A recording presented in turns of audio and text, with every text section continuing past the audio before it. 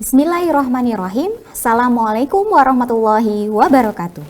Perkenalkan, nama saya Sinta Amelia. Saya merupakan salah satu dosen teknik kimia Universitas Ahmad Dahlan dengan latar belakang pendidikan S1 dan S2 bidang ilmu teknik kimia.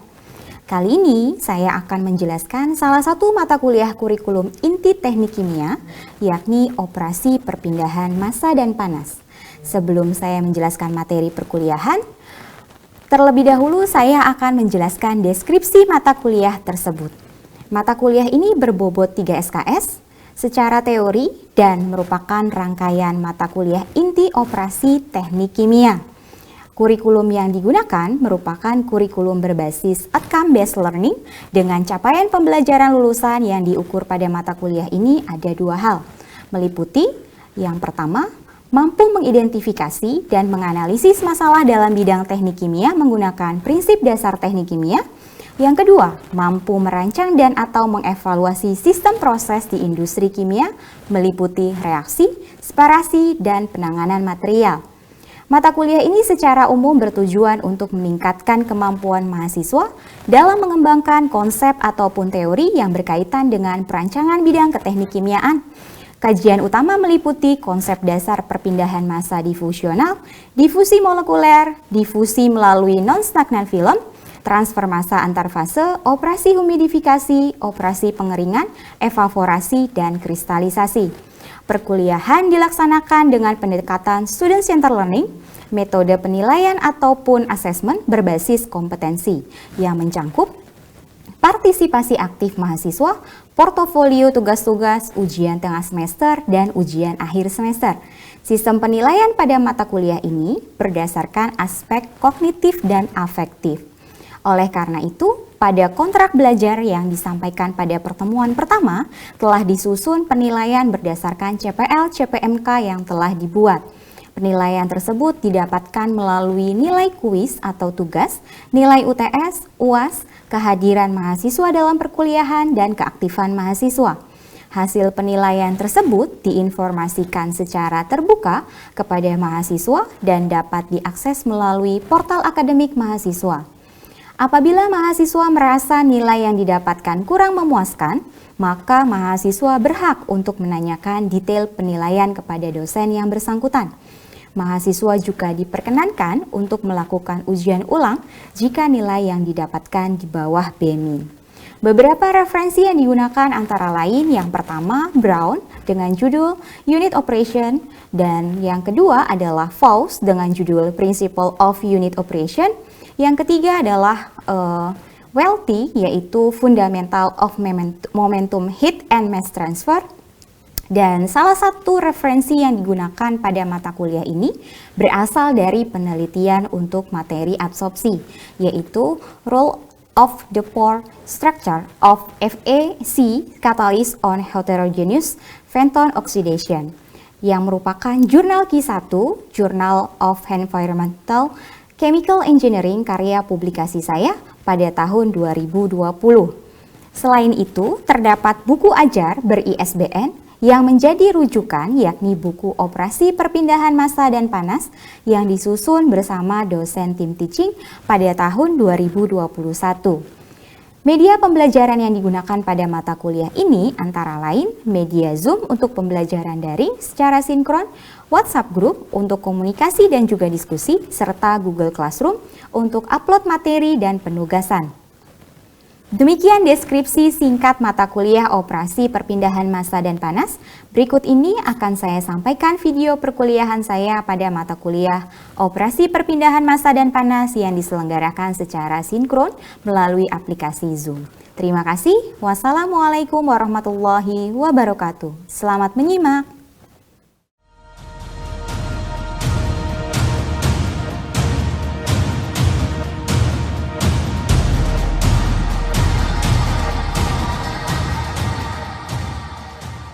Bismillahirrahmanirrahim. Assalamualaikum warahmatullahi wabarakatuh. Waalaikumsalam warahmatullahi wabarakatuh. Oke, selamat pagi. Kita bertemu di mata kuliah OPMP untuk pertemuan yang ke-10 pada hari ini. Ya, namun sebelum kita mulai perkuliahan kita pada pagi hari ini, kita buka bersama dengan sama-sama membaca basmalah. Bismillahirrahmanirrahim. Baik, Ibu izin share screen ya. Oke, baik. Untuk pertemuan kali ini, kita akan membahas terkait dengan proses evaporasi ataupun penguapan ya. Nah, sebelumnya di pekan lalu kita sudah membahas terkait dengan proses humidifikasi. Ada yang masih ingat terkait dengan proses humidifikasi? Apa itu proses humidifikasi yang sudah kita pelajari di pekan lalu? Ada? Kita review terlebih dahulu. Itu Bu, proses perpindahan air dari fase cair ke campuran gas, benar nggak Bu? Oke, ya, itu salah satunya. Yang lain? Peningkatan jumlah kadar air dalam aliran gas, Bu. Peningkatan jumlah kadar air dalam aliran gas. Oke, berarti dia berpindah gitu ya. Posisinya dari fase cairan gitu ya ke fase gasnya. Ya, sehingga kalau yang kita sebut selama ini adalah kelembapan. Kelembapan udara berarti berapa kadar uap air yang berada di dalam campuran udara seperti itu. Ya, betul. Ya, silakan dijawab ya terkait dengan apa yang dimaksud dengan proses evaporasi menurut kalian? Sebelum kita akan bahas lebih lanjut definisi ataupun konsep evaporasi itu sendiri. Oke, ya di sini sudah ada yang masuk. Perubahan zat, pengentalan, oke, penguapan sebagian pelarut. Ya, oke. Nah, di sini keyword-keywordnya kalian sudah tuliskan gitu ya tadi ya, proses penguapan ya, meskipun itu adalah nama lainnya, kemudian cair menjadi gas, proses panas laten, perubahan zat dan lain sebagainya. Nah, operasi perpindahan massa dan panas itu apa sih gitu ya, kita akan bahas di materi selanjutnya. Nah, itu basically pengetahuan kalian terkait dengan definisi dari evaporasi itu sendiri. Nah, sebenarnya di sini evaporasi merupakan proses penguapan. Ya, tadi keywordnya betul ya. Tadi ada yang sudah menjawab bahwa evaporasi adalah penguapan. Nah, apa yang diuapkan? Yang diuapkan adalah sebagian dari pelarut, karena konsentrasi larutan itu kan terdiri dari zat terlarut maupun pelarut. Nah, yang diuapkan ini adalah sebagian dari pelarutnya, sehingga didapatkan larutan zat cair yang lebih pekat konsentrasinya. Nah, jadi konsentrasinya lebih tinggi. Yang diuapkan itu adalah pelarutnya. Tadi, larutan terdiri dari dua komponen, yaitu pelarut dan zat terlarut. Dan kita ingin menguapkan pelarutnya, sehingga konsentrasi zat terlarut menjadi lebih tinggi. Nah, di sini tujuan dari evaporasi itu sendiri adalah untuk memekatkan larutan. Ya, tadi kalian memberikan keyword pengentalan gitu ya. Nah, lebih pekat, konsentrasinya lebih tinggi. Nah, itu keyword selanjutnya. Sebenarnya itu adalah tujuan dari proses evaporasi itu sendiri. Karena kita ingin mendapatkan larutan yang lebih pekat atau yang lebih kental yang terdiri dari zat terlarut yang tidak mudah untuk menguap dan pelarut yang mudah menguap. Nah, nanti di sini proses evaporasi juga berbeda dengan destilasi. Ya, apa yang dimaksud dengan proses destilasi? Masih ingat? Di proses industri kimia, destilasi itu apa? Pemisahan berdasarkan apa untuk proses destilasi? Ibu izin menjawab. Oke, silahkan. Jadi destilasi itu merupakan pemisahan yang didasarkan oleh massa jenis. Massa jenis, oke. Ada pendapat lain? Didasarkan pada perbedaan titik didih Bu dan tekanan uap. Oke, ada yang menjawab perbedaan titik didih dan tekanan uap. Oke, Ibu Tampung, ada yang lain? Ya, oke. Betul ya, tadi yang disampaikan oleh Ida ya, bahwa proses destilasi ini berhubungan dengan perbedaan titik didih dan juga tekanan uapnya. Jadi misalkan kalau kita mau mendestilasi antara air dengan etanol gitu ya, kan sama-sama komponen cair nih. Kok bisa dia dipisahkan? Ya karena ada perbedaan titik didih yang cukup. Nah ini proses evaporasi ini berbeda dengan destilasi. Karena di sini ya tadi ya selain driving force ataupun effort pemisahan yang berbeda gitu ya, karena di sini uapnya biasanya komponen tunggal dan walaupun uap itu merupakan campuran, dalam proses evaporasi tidak ada untuk memisahkan secara fraksi-fraksi. Tadi kan kita ingin menguapkan ya, ingin menguapkan sebagian pelarut. Nah, berarti yang tadinya cair menjadi kondisi uap. Nah, uap dalam evaporasi, dalam proses evaporasi, ini adalah merupakan komponen tunggal. Nah, jadi tidak terpisah dari fraksi-fraksinya. Kalau destilasi kan bisa saja komponennya jamak gitu ya. Nah, karena destilasi ada destilasi bertingkat, multi-stage. Nah, kalau di sini evaporasi, uapnya itu hanya satu komponen, yaitu komponen tunggal, yaitu pelarutnya. Nah, jadi bisa membedakan ya antara proses evaporasi dengan proses pengeringan maupun dengan proses destilasi. Nah, selanjutnya di sini ada beberapa jenis evaporasi berdasarkan kondisinya. Yang pertama, evaporasi bisa terjadi secara alami maupun secara paksaan. Apa yang dimaksud evaporasi alami? Berarti proses penguapan ini terjadi secara alami. Dia menguap dengan sendirinya gitu ya. Tetapi untuk evaporasi paksaan dimaknai dengan proses penguapan yang timbul akibat diberikan uap panas ataupun steam dalam sebuah peralatan. Nah, kemudian ada beberapa faktor yang mempengaruhi proses evaporasi itu sendiri. Yang pertama tadi ya, temperatur dari steamnya itu sendiri semakin besar temperaturnya, mungkin penguapan yang dihasilkan juga akan semakin banyak gitu ya. Namun di sini yang perlu di-highlight adalah harus kita sesuaikan dengan bahan yang akan dievaporasi. Ya, karena ada beberapa bahan tertentu yang tidak tahan pada suhu yang sangat tinggi. Nah, nanti akan berkerak gitu ya. Nah, karena memang yang dimasukkan ataupun yang diuapkan itu kategori bahannya itu berbeda-beda. Nah, bisa juga bahan pangan gitu ataupun bahan farmasi, obat-obatan dan lain sebagainya. Nah, yang kedua faktornya adalah tekanan operasi. Di sini mempengaruhi proses penguapan pelarut gitu ya, di samping juga temperatur. Lalu kemudian laju alir umpan. Nah, di sini jika laju alir umpannya terlalu kecil, proses kurang efisien gitu ya. Ya sama ketika kalian berada di jalan gitu ya.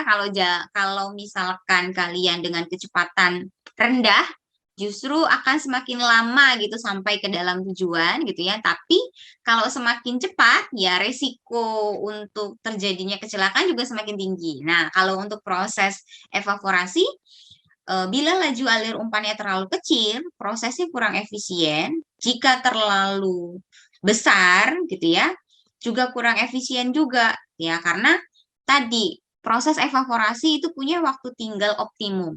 Nah, di sini untuk evaporator adalah sebuah alat yang berfungsi mengubah sebagian atau keseluruhan sebuah pelarut dari sebuah larutan bentuknya cair menjadi bentuk uap. Ya, karena memang evaporator adalah alat untuk melakukan atau alat untuk proses evaporasi itu sendiri. Prinsip dasarnya apa? Prinsip dasarnya adalah penukaran panas gitu ya. Nah, ini bentuknya ya kalau dalam perancangan pabrik gitu ya kita sebut sebagai heat exchanger. Nah, salah satunya adalah evaporator. Jadi heat exchanger bisa reboiler gitu ya, cooler gitu ya. Nah, salah satunya adalah evaporator. Dan untuk memisahkan uap yang terbentuk dari cairan.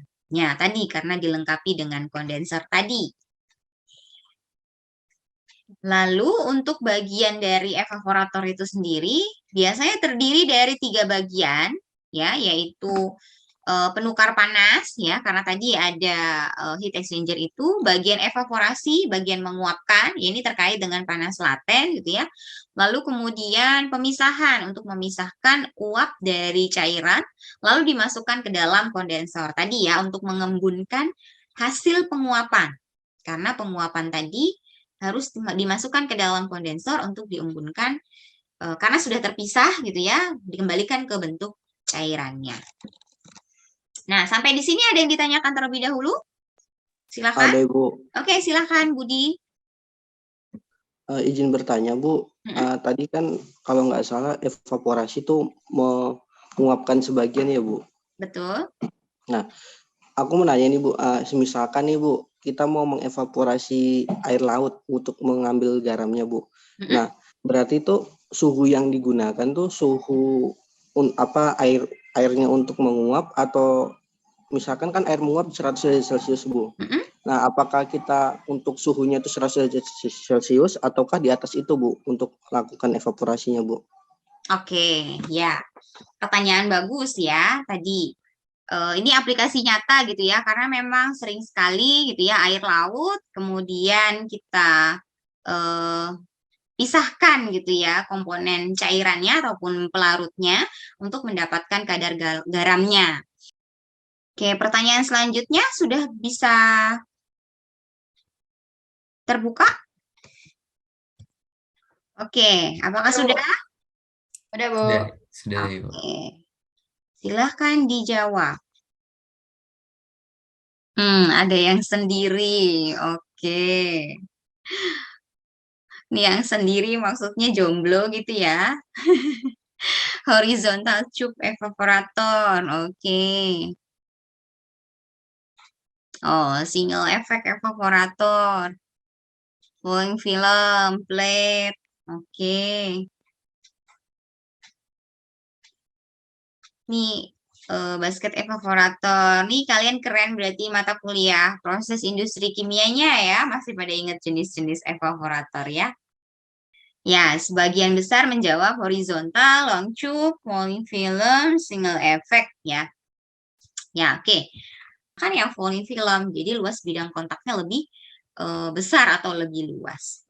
Nah, ini contohnya ya untuk falling film evaporator. Nah, yang kedua ini terkait dengan long tube vertical evaporator. Ya, nah pada proses ini pendidihan berlangsung di dalam tabung dengan sumber panasnya berasal dari luar tabung. Nah, bentuknya seperti ini. Nah, ini kan cup ya. Kalau tadi kan dia lebih persegi gitu ya. Ya, meskipun nanti media panasnya tetap masuk di dalam cup, namun yang dipanaskan tidak masuk di dalam cup.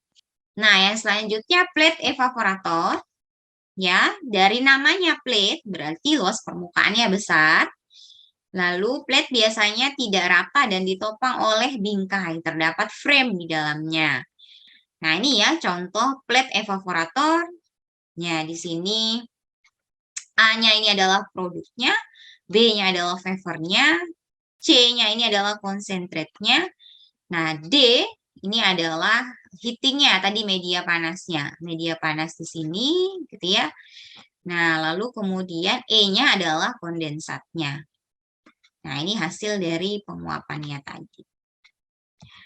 Nah, yang selanjutnya ada multi effect dan juga single effect. Nah, sebenarnya ini sama-sama gitu ya. Hanya kalau single effect hanya satu kolom gitu ya evaporator, sedangkan untuk multi effect banyak kolom. Jadi single-single yang dipasang secara seri gitu ya. Nah, itu adalah multi effect. Nah, ini contohnya produk yang cocok untuk multi effect adalah produk yang sensitif terhadap panas, gitu ya, enzim ataupun protein. Sedangkan untuk single effect tadi ya, yang range-nya ataupun kapasitasnya, kalau jenis produknya sama karena memang bentuknya sama, namun kapasitasnya lebih kecil karena yang diuapkan tidak perlu bidang kontak yang banyak. Jadi kalau multi effect kan masuk efek 1 gitu ya, keluar diuapkan lagi karena belum sempurna penguapannya, masuk ke efek 2, belum sempurna lagi masuk ke efek 3 dan seterusnya. Nah, kalau single effect berarti dia cukup untuk satu kali penguapan sudah bisa memekatkan yang sesuai dengan desain. Nah, ini untuk single effect evaporator. Ini masuk steam gitu ya, kemudian ini feed-nya, feed dengan steam lawan arah. Vapornya ke atas gitu ya, konsentratnya ke bawah. Kenapa vapornya kita pilih keluarnya ke atas? Ada yang tahu? Karena gas menguap Bu. Oke, betul. Karena gas itu menguap ya. Dan biasanya tekanan udara di atas itu jauh lebih rendah ya, dari tekanan tinggi ke tekanan rendah. Kalau uap dia keluarnya ke atas, kalau cairan sebaliknya dari tempat yang tinggi ke tempat yang rendah. Sehingga kita tidak perlu pompa untuk mengeluarkan cairan. Jadi kita menggunakan gaya gravitasi dari atas ke bawah.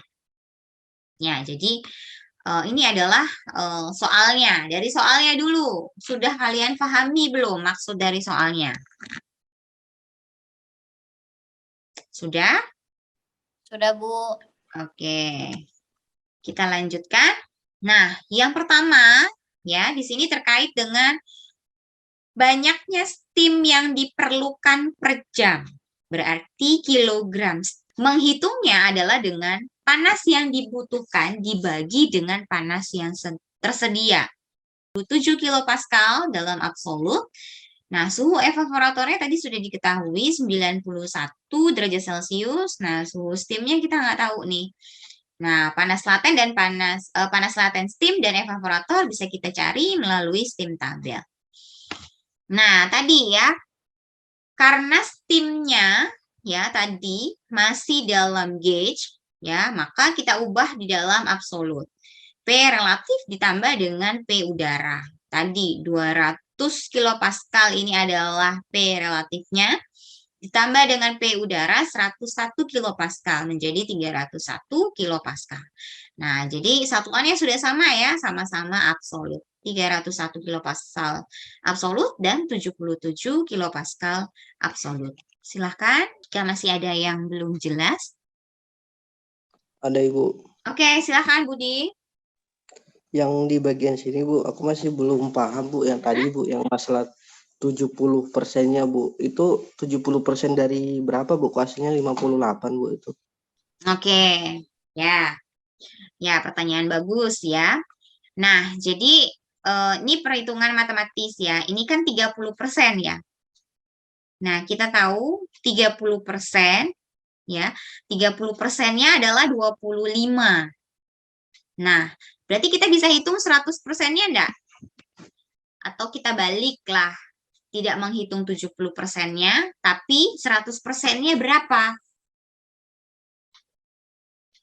Nah, kalau 30%-nya sama dengan 25, berarti kan 25 sama dengan 30/100 dikali X. Ya enggak? Nah, di sini Ibu tuliskan sebentar. Nah, ini misalkan ya, berarti kan tadi 30%-nya adalah 25 kan? 25 ini sama dengan 30 ya per 100. Kemudian kita kalinya ini deh, biar enggak. Ya, kalikan dengan X. Benar enggak? Ya, sama dengan 25. Nah, kita kan mau tahu X-nya ini berapa. Nah, berarti X-nya kan tinggal kita pindah ruang saja. X nih sama dengan 25 Kali 100. dikali 100, betul. Kemudian dibagi 30. 30. Berapa hasil X-nya? 83,3. Oke, 83, sekian-sekian. Ya, tadi kita bulatkan 83. Ya, karena ini versi pembulatan. Nah, untuk mencari liquidnya tinggal 83 dikurangi 25. Nah, seperti itu. Cara menghitungnya. Kalau tadi 70% itu kan pakai perbandingan. Nah, lebih rumit memang karena tidak tahu basisnya awalnya kan 100%-nya. Nah, kalau ini kita cari terlebih dahulu untuk yang 100%-nya. Oke. Begitu Budi? Sudah difahami? Sudah Ibu, aman-aman Ibu. Oke. Yang lain? Ibu. Oke. Gimana Agus? Iya Bu, nyuwun saya Bu, izin bertanya. Jujur saya masih belum bisa membedakan pengaplikasian dalam superheated steam dan Mm-mm. saturated steam. Oke. Nah, mungkin dalam hal ini, Bu, dalam Mm-mm. hal evaporator ini atau studi kasus di soal ini, apakah steamnya ini apa, Bu? Jenisnya atau umumnya dalam Mm-mm. evaporasi itu digunakan superheated atau saturated, Bu? Oke, ya Terima kasih. bedanya steam saturated dengan superheated gitu ya. Nah, itu kan berarti tergantung dari berapa beda suhu dari yang akan kita panaskan gitu ya. Nah, kalau jenjang beda suhunya semakin tinggi, ya berarti dia perlu kondisi yang superheated gitu ya, yang di atas gitu ya. Nah, tapi kalau yang tidak terlalu tinggi range-nya, di saturated saja sudah cukup. Sudah paham? Bila paham? Oke, Rati, paham Rati? Oke, baik. Kalau sudah tidak ada lagi yang ditanyakan, mungkin Ibu cukupkan untuk pertemuan OPMP kita pada hari ini. Sekian dari Ibu. Wassalamualaikum warahmatullahi wabarakatuh.